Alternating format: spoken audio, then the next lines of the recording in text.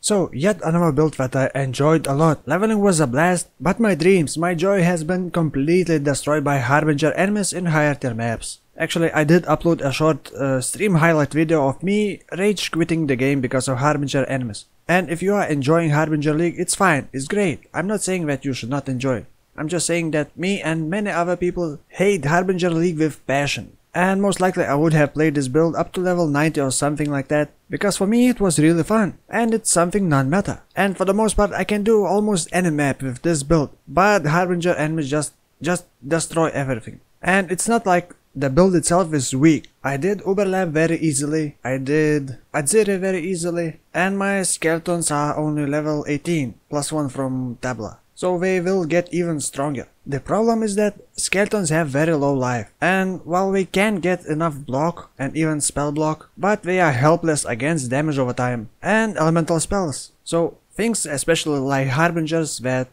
drop Flaming Ground, or Beyond bosses that use heavy elemental hits, or just some other bosses that use rapid elemental spells, just completely destroy skeletons before they can even do anything. So for that reason most people use skeleton mages instead of skeleton warriors. But I really like skeleton warriors because they also have higher base damage. But since they are melee, they need to somehow get to enemies fast, so that's why I'm using a lot of movement speed for minions. And boy do they run fast. It is very fun for me to watch skeletons clear all the room, then move to the next room and clear that room as well. And I can just stand and wait, like a boss. I have started using skeletons at level 10 and used all the way. And in the background you see clips of me doing all the bosses. And the damage was insanely good. Even thinking about that, I kind of want to do it again. But next week no one's gonna care about skeletons. Everyone will be playing specters. If you don't know yet, next week we are going to get some quality of life improvements for specters and auras. Specters and auras will persist even after logging out, so specter players will finally be able to turn off their computers during night. This may even indirectly buff trading, because people will not be AFK all the time, hopefully. But I'm not sure if I'm gonna be playing specters. I have a list of builds that I want to play. And if you haven't seen my previous video, you should check it out because I talked about a lot of build ideas that I want to do in the near future. Oh, and before I start talking about the mechanics of this build, let me just clarify this. I'm not making builds for you, I am making builds for myself and then make a video for you. I'm not trying to sell my builds. I literally don't care if you like my builds or not, and if you want to play it or not. I'm just doing something different, hopefully something that you want to see. Maybe you don't have time to do all those builds, or maybe the build just seems too weak for you, and that's fine. I have fun doing builds, and I simply share my results with you. I don't try to min-max or find the best way to do something. I just do what feels fun to me, and try to turn that fun into sort of viable build, so that even newer players can follow it. And if you are new and like this, remember to subscribe for more videos like that.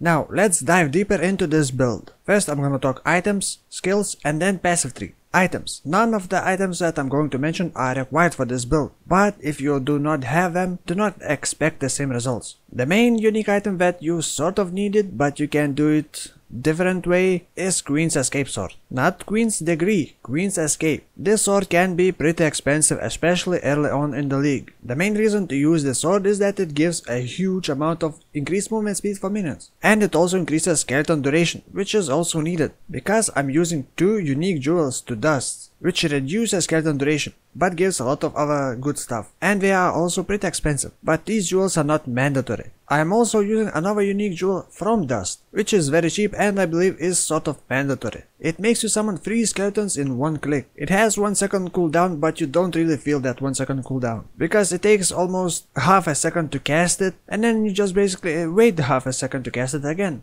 And don't even dare to think about using Spell Echo. You only use Spell Echo for skeleton mages. Another important item to have is +1 tabla. You can do it with just regular tabla, but +1 gives a lot of damage. I was looking into other armor pieces that I could use for my minions, but +1 tabla is really probably the best, at least in damage. And since this is life-based version, you don't really get benefits from other minion armors. This Mortis armor is for specters, and Cloak of something is actually could be pretty good, but it is energy shield based. But your minions would have more leech and blind enemies, making enemies miss you and skeletons. But like I said at the start, skeletons can block attacks, and we can evade attacks, but we cannot evade spells. So using that armor we would lose a lot of damage and would not really benefit all that much. At least that would not solve the main problem for skeleton warriors. Next unique item that I'm using, Grip of the Council Gloves. They give 20% of physical damage as extra cold damage to my minions, which is rather big damage boost. It also makes minions a bit slower, but it's not a problem because I already have a lot of movement speed. For helmet I do not use Baron, it's not useful.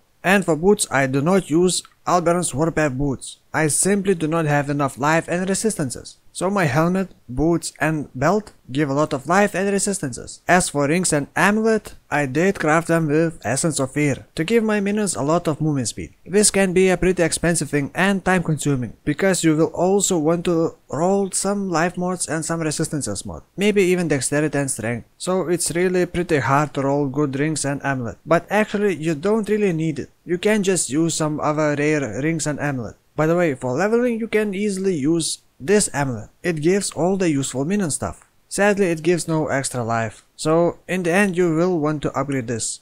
Let's talk about skills and links.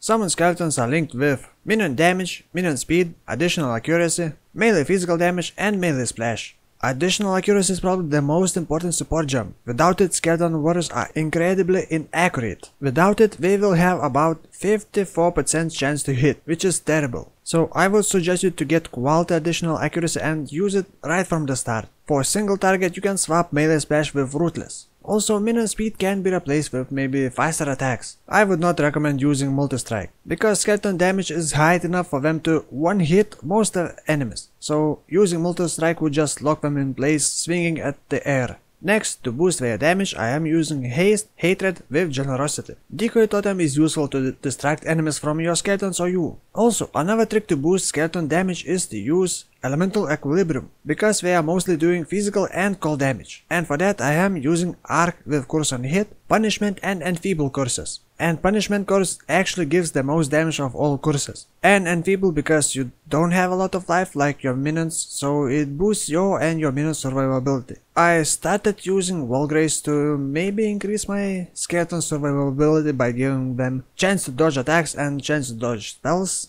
But it still feels squishy. By the way, my Wall Grace is linked with increased duration. Also, I am using Chaos Golem because it gives physical damage reduction. And since I don't have any mitigation, it is rather useful to have some physical damage mitigation. Oh, and at least level 1 Clarity. I don't need regen from Clarity, but I do need some aura to boost my cast and movement speed. Because Ascendancy node gives me cast and movement speed from auras that affect me. And Haste and Hatred aura only affects my minions because it is linked with Generosity. Next, cast when damage taken level 1 linked with Immortal Call level 3, and it should be increased duration. As for offerings, I chose to use Spirit Offering because it gives damage and resistances, which is the most needed for my skeleton warriors. And because I'm colorblind, it is very easy for me to see Spirit Offering effect.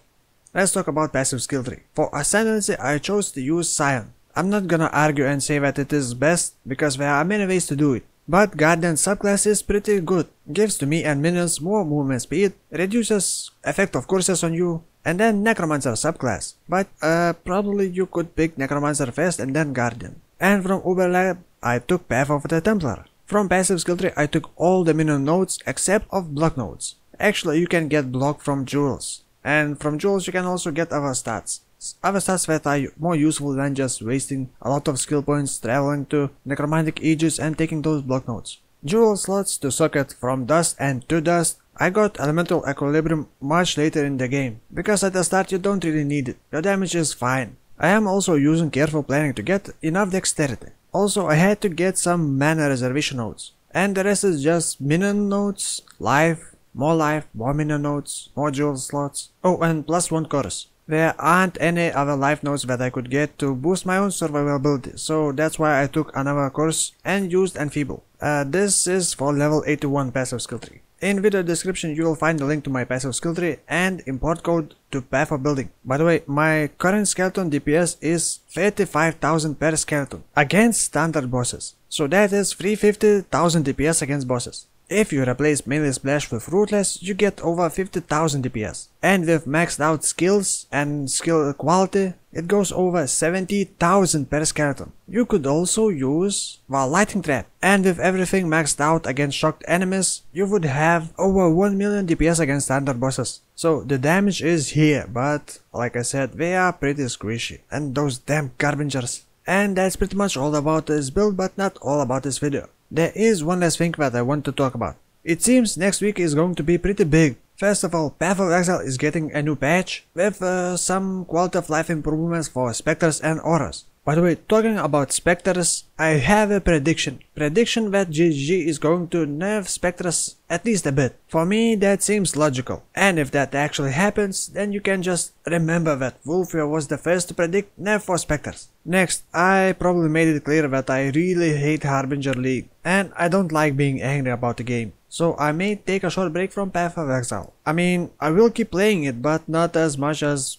before. And I do have a lot of builds that I want to do, but really, Harbinger is just so annoying for me. So, next week, Grim Dawn is getting an expansion. I'm not sure if I'm gonna make a video about it, but I may stream it, and maybe party with others and do all the new content. Also, next week, Warframe is getting an update. Plains of Eidolon, in short PoE, and that is very exciting. It's basically an open world, so I will definitely be playing a lot of Warframe. Maybe I can stream that as well, and maybe party with others. And since Harbinger League is still like almost 2 months from being over, I may take a look at other games as well, and maybe even do 1 or 2 videos about other games. So it should be interesting. I don't really have a strict schedule for streaming, so just keep an eye on it. So that's all. Remember to subscribe. I know you want it, just admit it. I mean, I would subscribe to myself. And that's it. Thank you for watching and see you next time. Bye bye.